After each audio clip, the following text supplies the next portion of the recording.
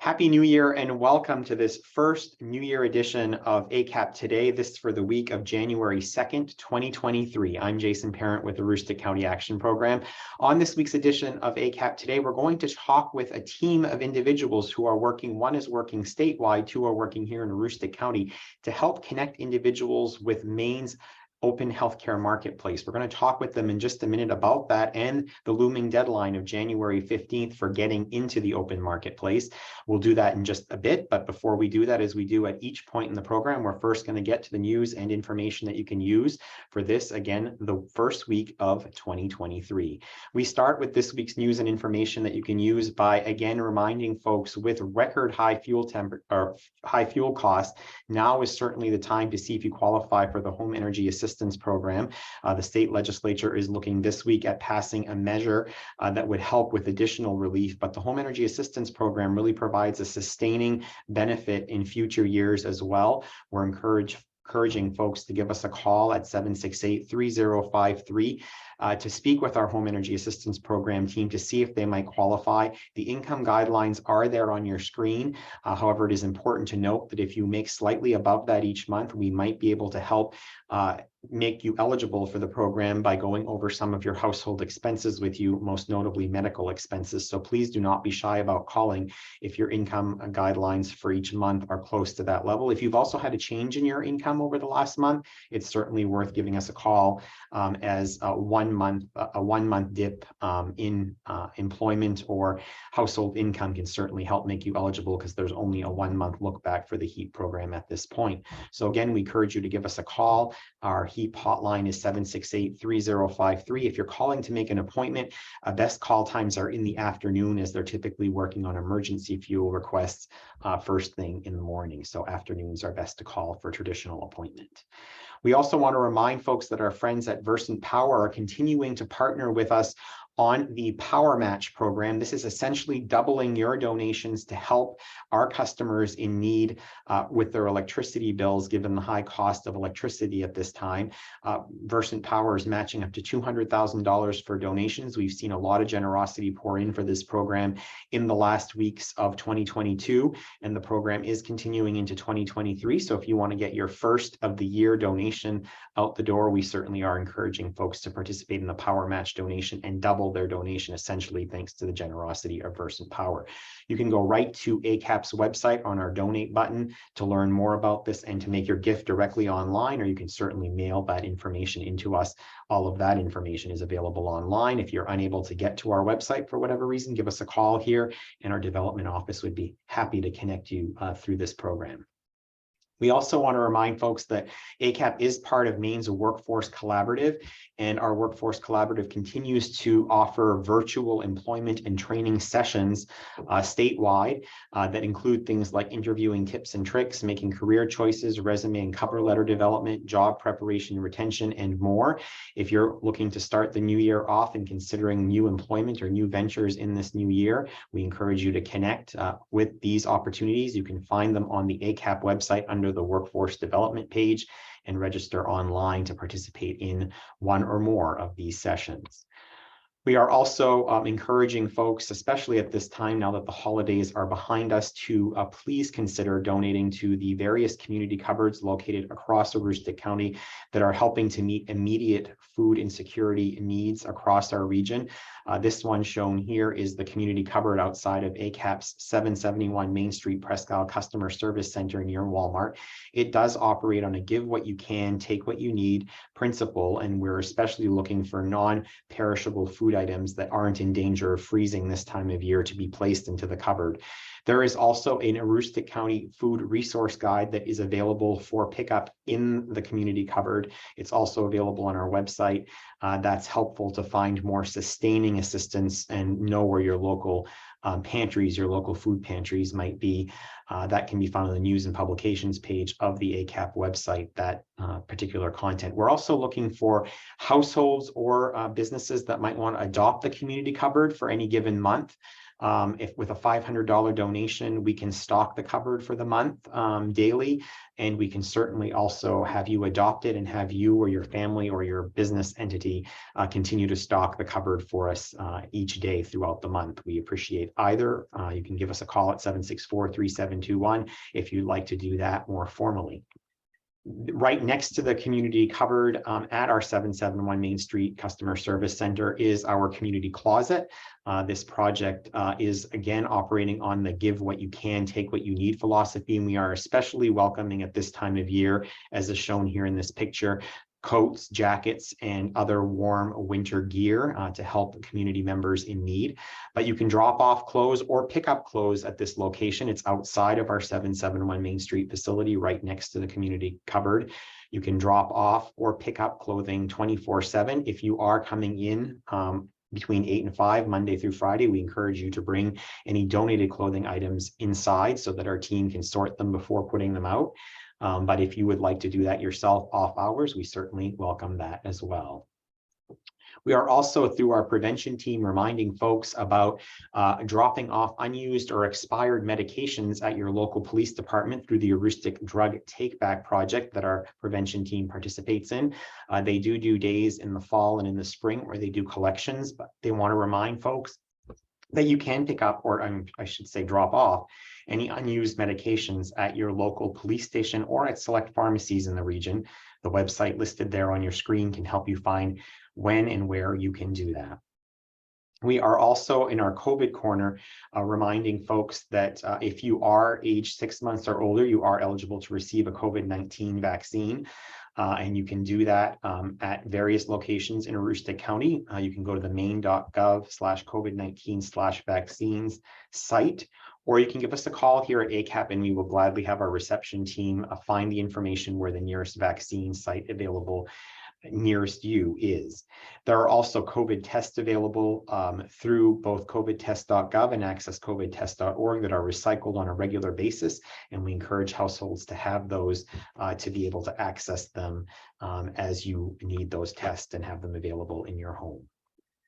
And that is this week's news and information that you can use. If there is any other thing that we can help you with, and we haven't mentioned it here in ACAP today, as we have over 40 programs, and we also partner with community providers for other resources, please give us a call.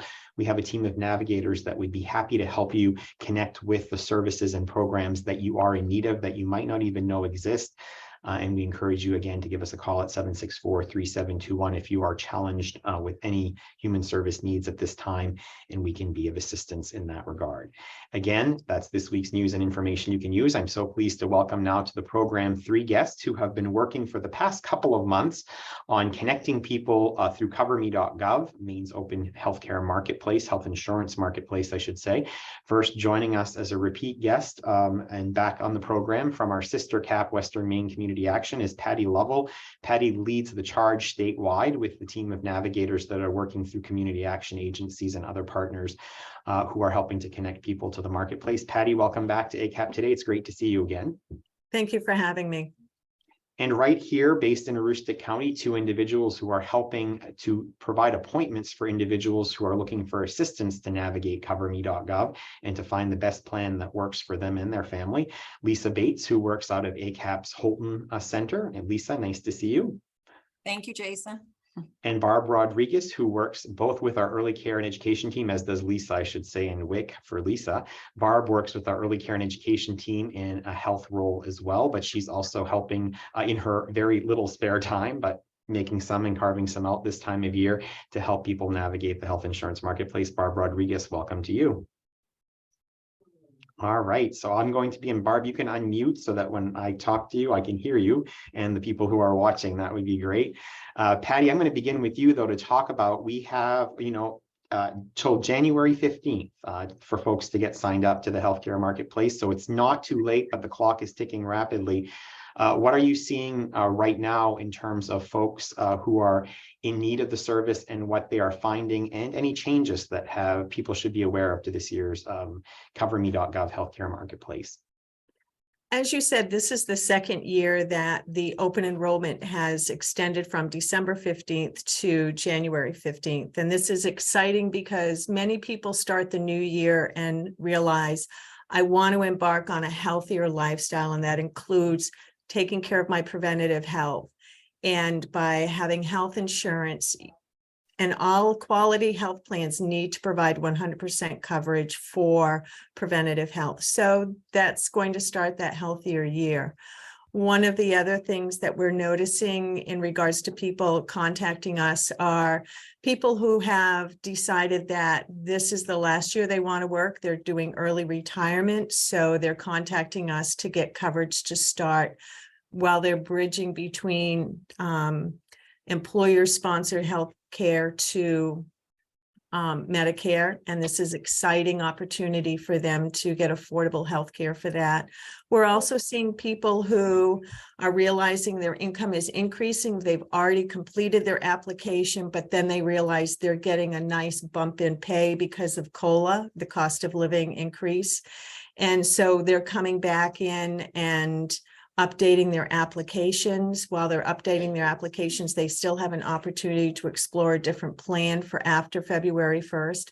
Because if you apply between December 15th and January 15th, your plan will start on February 1st. So this is an opportunity for people to increase their what they expect for their 2023 estimated income and to update their application now. That's great. So Lisa Bates, when someone calls Aroostook County Action Program and says, gosh, I'd really like some help navigating CoverMe.gov and seeing what might be available out there, what happens at that point after they speak with you? So lots of times the plan is that we would ask them to come in and have an appointment with us if they're able to do that. And we we want to talk to them about what they're looking for in health insurance, what are their needs, and what fits in their budget. And then we can look at the plans, compare the plans, and they'll decide which plan best fits their needs. So it's really about talking through with them about what their needs are and helping them to meet those needs. And Lisa, I'm imagining that's somewhat like what you do when you're making selections, like for individuals who are employed and look at their employer plans. You can make decisions based on things like what your out-of-pocket costs might be and those things. So a lot of people, they want to know, what are the deductibles? What are the co-insurances? What are the co-pays? Is my medication going to be covered? Is my doctor going to be covered in that plan? And then talking to them about, what was your current health conditions, what has your current health been, and what are you looking for in the future? Are you anticipating any changes in your health? Are you looking at maybe a surgery or, a plan for pregnancy or any of those types of things that might be life-changing events that what you've had for health insurance in the past, you may need to look at going forward. And then to look at, is it going to fit in your budget? Because you're still going to have to provide for all the other things your family needs. So, you want to be able to look at, what can I choose for health insurance? Just as we do as, employees looking at our employer, we look at, okay, how much can I contribute to that? So, and for these people signing up, it's great because they do have, the subsidies that help with that insurance payment. So it's really helpful to people. It is. Barb Rodrigues, I know that you've helped a number of people, you've helped navigate a number of people this season so far. What have been some of the things that people have been saying to you, or have been finding as they're working with you in that navigation process that might be new, or that is eye-opening for you this year with the CoverMe.gov? A lot of the stuff is they just don't know what plan to pick now. We do have a new tool on there where you can go and put all your information in there, and you can see what plans that would be good for you at that time. So that's what I've been noticing a lot from people that come in. So to help folks who might be out there and say, gosh, I'm going to call Barb or I'm going to call Lisa and I want to schedule an appointment so that I can get in before January 15th. And given that the deadline is fast approaching, what are some pieces of information that they should or could bring with them and be prepared to have on hand that would help facilitate the process? They can have, they can sign up in CoverMe.gov and have an account already ready. So when we go in, we can just put in their password and their username, and we can start looking at the plans. A lot of them, if they come in and they already put their information, like what doctors and medications and stuff like that, their family income, then we can just look at the plans after that. I can take their application, put it into a new application, and then continue from there. And I like to read the plans and stuff. So when the plans come up, I like to explain what it covers and what it doesn't cover. And Barb, you can also help like from soup to nuts. So if somebody does not have access to a computer or cannot get online, you can do all of that preliminary work with them as well. I can definitely do that with them here in the office. So I'll make an appointment with them, and then that's what we would sit down and do. It takes about an hour and a half to do that.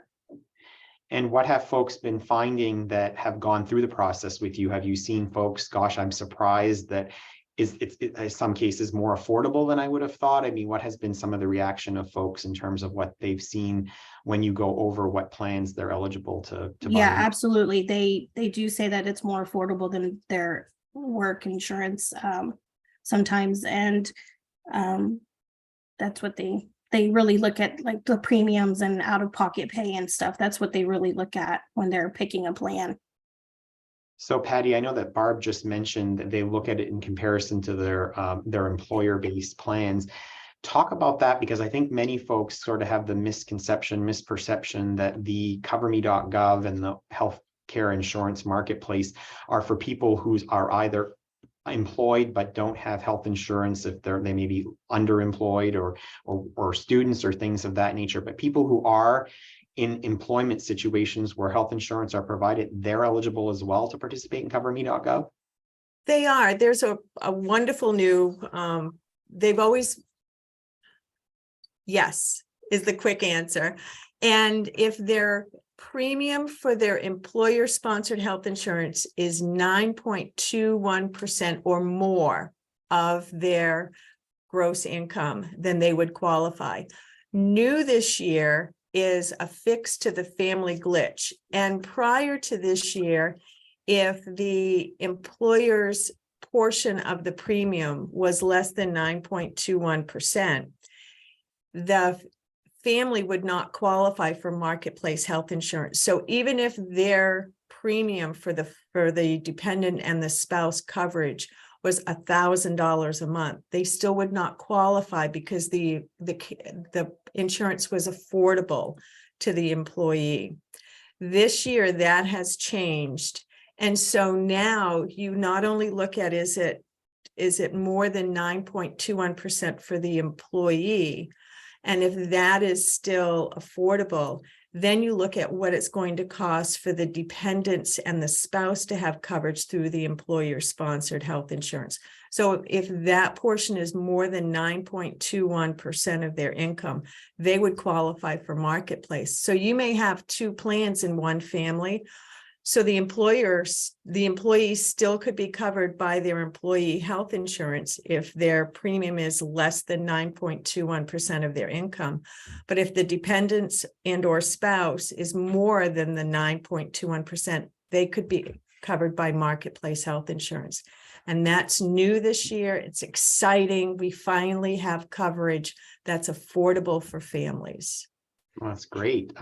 One other phenomenon that's kind of happening out there, and more employers are sort of shifting to a workplace rule that indicates that if the spouse is eligible for insurance through their employer and they're on a family plan with the other spouse's employment, that they're no longer going to be covering the spouse if they're eligible to get health insurance at their own employer. So that's changed the dynamics a little bit. So with that case, would the individual who'd be no longer on a family plan with the other employer have the option of at least looking into CoverMe.gov? And then I imagine those same rules would apply, the 9.2%? The 9.21% would apply. So if coverage is available to both, and it's offered to both employers through their employee-sponsored health insurance, and it's affordable to one through their employer but not to the other, then they would qualify. Also, if their employee-sponsored health insurance is not a qualified health plan, if it doesn't meet the criteria of the Affordable Care Act's quality health plan, then they would also qualify for coverage through Marketplace. Okay, so at this particular point, given that many employees at employers have obviously registered or enrolled in healthcare plans, at this point in time, if they've already done that, are they obviously ineligible to participate in CoverMe.gov for this year, or can they still come to us before January 15th and say, maybe I can shop around and find something better and then get off of my health and plan? Because it's still open enrollment, they can come and take a look. If it were outside, if it's after January 15th, it's outside of open enrollment and they would not be able to shop around because they have qualified health insurance or health insurance through their employer. And even if they don't have health insurance through their employer and it's after December 15th, unless they have a qualifying health event, life event, they cannot get health insurance through the Marketplace. So if someone does not have health insurance, or if they want to explore affordability through the Marketplace, now is the time. Right, through January 15th. Correct. January 15th. But I do want to make a point, because the CoverMe.gov is available for individuals in the context of the year as our Barb and Lisa's services for individuals who have qualifying incidents where they are in need of healthcare, correct? Patty? Yes. So Yes. how does someone go about doing that? Just contact the local CAP agency if they're in need of those services? So you can, and on CoverMe, there'll be find help, and there'll be a list. Once you put in your zip code, you can there'll be a list of people in your area that can provide you assistance, and you can contact to find local help. Great. Elisa Bates, in terms of the work that you and Barb do, that those appointments can be made, as Patty said, throughout the year. Obviously, it's less busy during that period of time as it relates to this work. But folks can come and connect with you in person. Are they also able to, if they have a transportation challenge, or, we see a spike we're seeing RSV and flu and COVID, and some people are reticent to come out. Can they do this work with you at a distance as well? What we can do is, excuse me, if they have a computer or access to a computer, we can set up a Zoom link meeting with them and do it that way as well. Great. And Barb, have your appointments been all in person at this point, or have you done anything remotely? I have done mostly in person, but I have done remotely. And I also, if they don't have a computer, I can do it over the phone. We can definitely do it that way as well. What are obviously we talked about some of the documentation. Do they ask questions on health status and things of that nature? I think we talked about, like, if you have any upcoming surgeries or things like that, is that something that's asked in order to try to identify cost and plan options, or is it primarily your demographics? Primarily your demographics is what it's asking at the beginning. Wonderful. Patty, talk about who are there different providers in the health insurance marketplace that participate, like different insurance plans? So there's actually 4 carriers, but for Aroostook County, there would be 3 carriers: Anthem, Blue Cross Blue Shield, Harvard Pilgrim, and Maine Community Health Options are the 3 main carriers in the state of Maine. There is one that's a managed care, but it's only available in Cumberland County. It's something new down there for this year. And again, they're all quality health plans, and prices can range anywhere from $2 to if you're over income and you don't qualify for a subsidy for some weird reason, the premiums would go up with that as well. And when you quote the $2 as sort of the basement figure, or what's the frequency of that payment that you're talking about? Is that monthly? That would be monthly. And wow. Amazingly, probably the majority of people I encounter, if they're looking at a bronze player, it will have a high deductible. It will not have cost sharing benefits, but a plan, it will be a quality plan. It will still provide 100% preventative care coverage. And it can be a bronze plan with a premium of $2.50. Wow.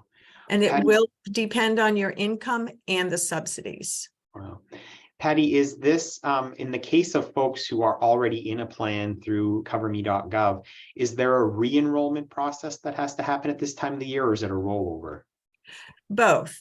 So your plan, if you've indicated that you have given them permission to auto and re-enroll you, they'll look at your income, verify all of your information, and re-enroll you in the plan that you've had selected the previous year.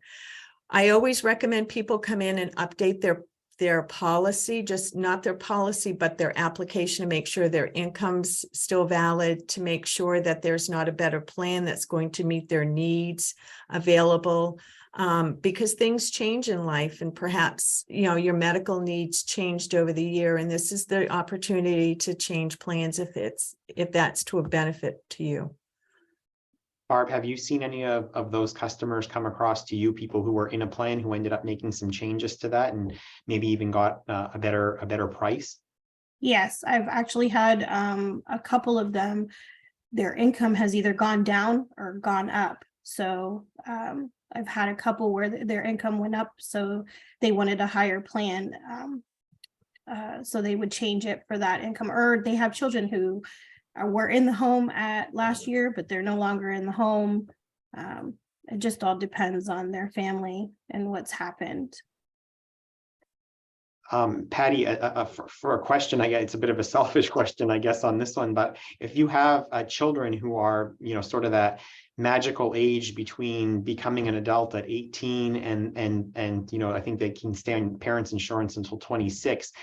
Is it worth it for a parent to work with a child at that level to come into the open marketplace and to look at what options would be for that child sort of on their own, given if, like, say they're a college student or whatever and are working part-time, and that might be an income qualification as opposed to staying in a parent's plan, and the parent maybe go to just providing coverage for themselves through their employer?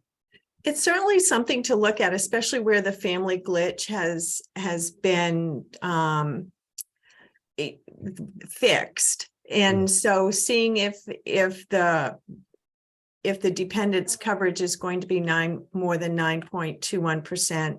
And part of this is, are they going to be claimed as a dependent or not on their family's tax plan, because if they're claimed as a dependent, they cannot have coverage through the marketplace. They would, but if they're also claimed as a dependent, but it would be more than 9.21%, then we would work within that scope as well. So there's lots of variables to look at. It certainly doesn't hurt to ask and review that, what the costs are, what the benefits are, and that's something that Maine Enrollment Assist or Navigator can help people with. Patty, what have we missed? I'm getting pretty precise with my questions at this point. I appreciate you entertaining that answer for me. But what have we missed about open enrollment at CoverMe.gov that expires on the 15th of January that you want to make sure folks know before we sign off on this broadcast? I think the most devastating part of my job is someone calls me February 15th and they have decided they want coverage. There's not a qualifying life event that qualifies them for a special enrollment period, and they cannot get coverage. This is your opportunity. Every year I've had people call. I had a gentleman call one year. That was the first year he had decided, I'm healthy, I don't need coverage. And he had canceled his health insurance December 31st. And in February, he learned he needed to have surgery on his leg. He had no health insurance. That's devastating. Those are the calls that I dread. This is your opportunity. And there's affordable plans for everyone. If you're healthy and you're like, I'll go with a high deductible, then a bronze plan is 9 times out of 10 very affordable for everyone. If you have health concerns and you want to explore, this is the time to do that. We're free. It costs nothing to come and speak to us. We're available by phone, by Zoom, in person. we'll support with just questions. We'll make, we can give you information on where to look at the comparison tool yourself. Just reach out. We are available to support people in staying healthy. Wonderful. Lisa Bates, to that effect, what are the last things you want to make sure people are aware of, and also how do they get in touch with you, specifically folks in the Southern Aroostook area where you're based, although I know you can do connections with people all the way up north if they need it online or via the phone, but how your last thoughts and how do people connect with you? I think what Patty said is really important, you know, that nobody plans to be sick, nobody plans to get injured.